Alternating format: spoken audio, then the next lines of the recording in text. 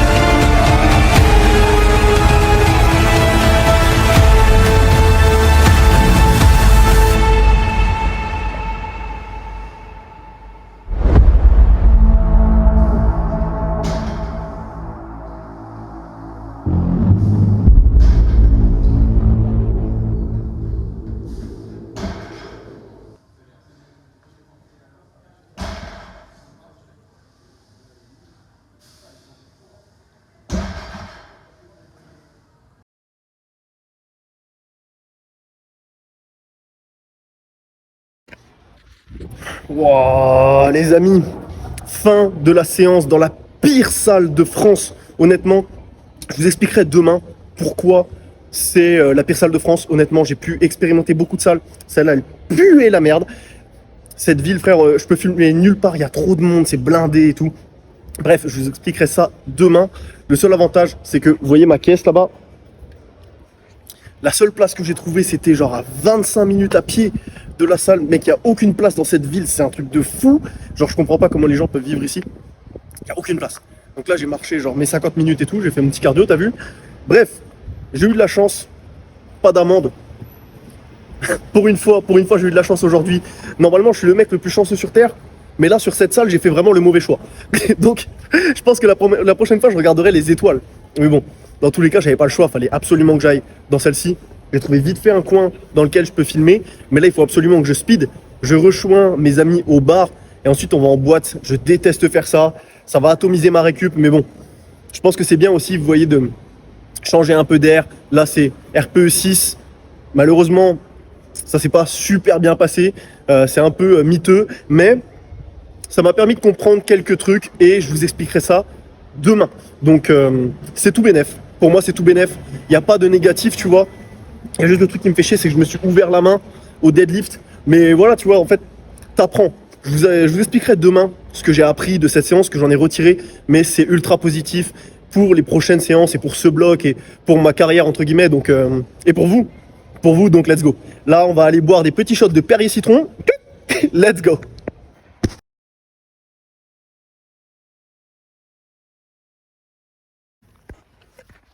Ok les amis, on est le lendemain, la soirée est terminée, j'ai été sage et honnêtement, ça m'a fait penser à beaucoup de choses tout ça.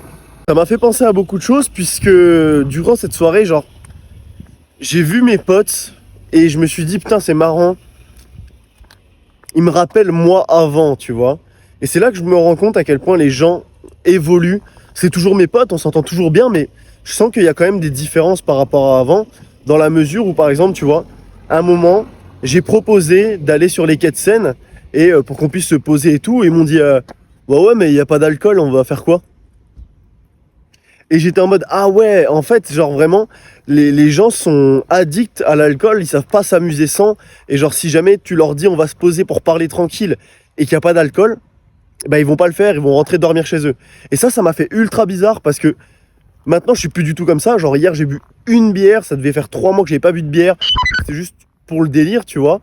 Pour le délire, entre guillemets. Enfin, c'était parce que c'était comme ça. Et puis, j'ai bu une pinte. Et puis, c'est tout, quoi. Je me prive de rien, mais je consomme rien en excès.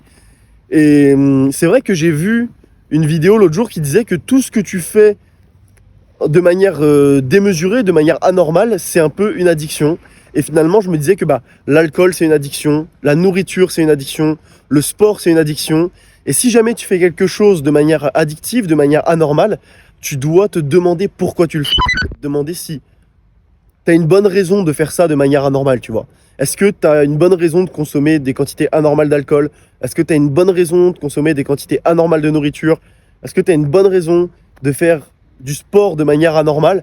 Et si jamais la réponse c'est non, bah, je pense que tu devrais te remettre en question et dire ouais, en fait, c'est peut-être une addiction et il faudrait peut-être que je réfléchisse à pourquoi je fais ça, qu'est-ce que j'essaye de combler en moi et changer ça, quoi.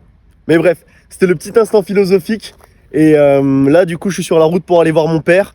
Donc, du coup, je vais fêter son anniversaire. Là, j'étais à Paris. Je vais dans le Grand Est et ce soir, je refais la route jusqu'à Nantes. Ça fait beaucoup de route. Mais pareil, tu vois. Pareil, j'ai réfléchi à ça. J'ai lu un bouquin de Jordan Peterson, bah, vous connaissez sûrement 12 règles pour une vie. Et dedans, à un moment, il évoque le fait que le temps passe super vite et qu'on va voir nos proches moins que ce qu'on le pense. Genre mes parents, concrètement, je les vois une fois tous les 3 mois. Ça veut dire 4 fois par an. Ça veut dire que dans les 10 prochaines années, je vais les voir 40 fois. Et 40 fois, c'est rien. Genre 40 jours, c'est un mois et une semaine et demie, quoi. C'est que dalle. C'est que dalle. Et ça veut dire que concrètement, là, dans les 10 prochaines années, mes parents, je vais les voir un mois et une semaine et demie. Et c'est là que tu te dis que finalement, bah, ouais, certes, ça va me coûter cher d'aller voir mon père, etc., parce que ça coûte de l'argent, l'essence, l'autoroute, etc. Mais Si le but de la vie, c'est pas de créer des souvenirs, c'est pas d'être avec ses proches et de faire ce qui nous plaît tout simplement, bah je sais pas ce que c'est. Donc tout simplement, bah, prenez soin de vos proches, rendez-vous compte que le temps passe plus vite que ce que vous pensez.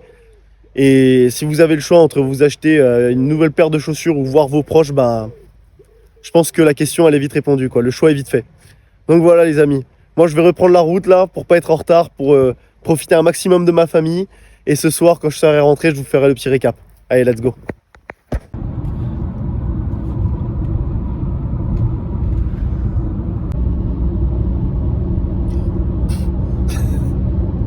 Ok les amis, j'ai exactement 3 heures de route devant moi. Je quitte Paris à l'instant. Je viens de déposer mon petit frère à la caserne.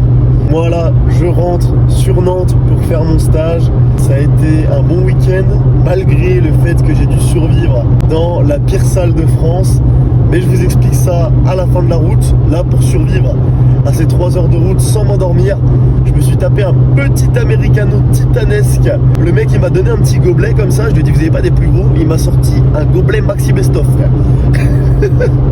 Si jamais le café n'est pas suffisant pour tenir, j'ai mon magnifique Big Shot goût framboise qui est dans le coffre. Les amis, Big Shot goût framboise, gros banger, c'est aberrant. Je pourrais peut-être vous dire que la consommation de Big Shot peut sauver des vies. Donc n'oubliez pas, Big Shot code barbare, ça sauve des vies les amis. Bref, je rentre et je vous fais le petit récap. Parce que bon, je pense que le son n'est pas tip top dans la voiture. J'ai pas encore les petits micros à la Samsung. Donc je vais vous faire ça bien et puis je vais m'arranger pour pas crever non plus. Ou pour pas me faire flasher, tu vois. Avec les nouveaux radars de merde là. L'autre il me voit avec mon téléphone. Finito. Famoso récap ou pas, c'est finito. Hein. Bref, à toutes. Ok, je viens d'arriver, il est 4h45 du matin. Ouais, bah ouais, forcément du matin. Gros con, va. J'ai roulé 12 heures littéralement aujourd'hui. Le temps de trajet depuis Paris, le temps de trajet depuis chez mes parents jusque Paris et de Paris jusqu'à Nantes. Littéralement la moitié de la journée, je l'ai passé à rouler. Je suis le barbare routier ultime. Ah, j'en peux plus, j'en peux plus. Franchement, honnêtement, j'ai bu que un americano longo menu maxi best-of pour arriver jusqu'ici là. Je me suis arrêté environ 10 fois pour m'aérer en mode j'ai utilisé tous les jutsu secrets qui existent pour rester vivant et pas s'endormir sur la route. J'étais en train d'être comme ça là. Tu sais, comme ça. J'ai fait le karaoké, la fenêtre ouverte, ça marche pas bien. J'ai regardé des vidéos, ça marche pas bien. J'ai failli prendre le pré-workout. Mais bref, là moi je vais aller me coucher. Hein. Je vous fais vite fait le récap. Demain, le travail reprend. Je vais avoir 5 heures de sommeil cette nuit. Faut que je fasse le montage de la vidéo. Mais bon, il n'y a pas le choix. La régularité, c'est ce qu'il faut. Ça me fait extrêmement plaisir à chaque fois. Donc n'oubliez pas de lâcher un gros biceps bleu aberrament titanesque et de vous abonner si ce n'est pas déjà fait pour me donner de la force. Et il m'en faudra de la force. Il m'en faudra. Je vous disais au début du week-end que je voulais vivre un peu des aventures dans ma vie. J'en ai vécu là. La salle de merde de République de Fitness Park là où je suis allé. On en parle. Si jamais un jour vous voulez tester une salle, ne testez surtout pas celle-là. Surtout pas, malheureux, surtout pas. J'arrive devant, déjà, il y a marqué 21h30 fermeture. Je suis en mode, non.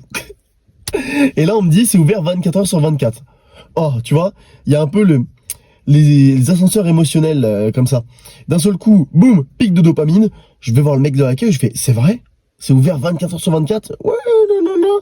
Je me dis, putain, c'est la meilleure salle de toute ma life. C'est faux! C'est faux!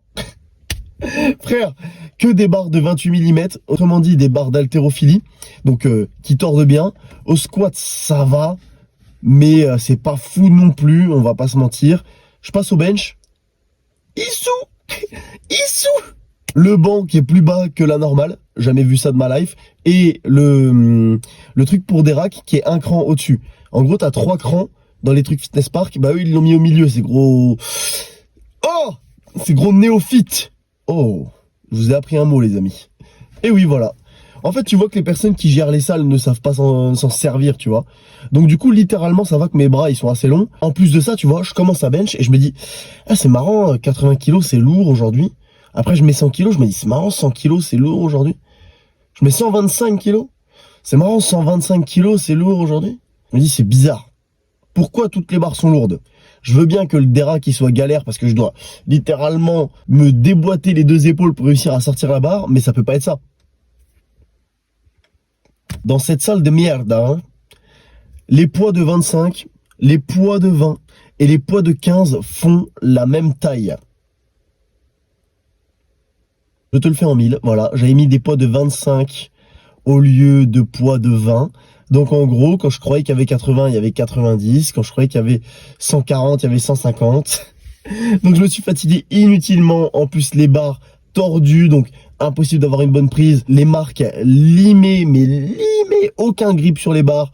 Donc bref, je me suis fait dérac la barre pour la 160. Ça passe, mais ça, je suis dégoûté parce que si ça passe comme ça, dans ces conditions, ça veut dire que 160 c'est plus que banalisé. Genre bientôt je pourrais la faire en no arch, close grip, no leg, no tout frère. No arm, no bench. C'est horrible, c'est horrible.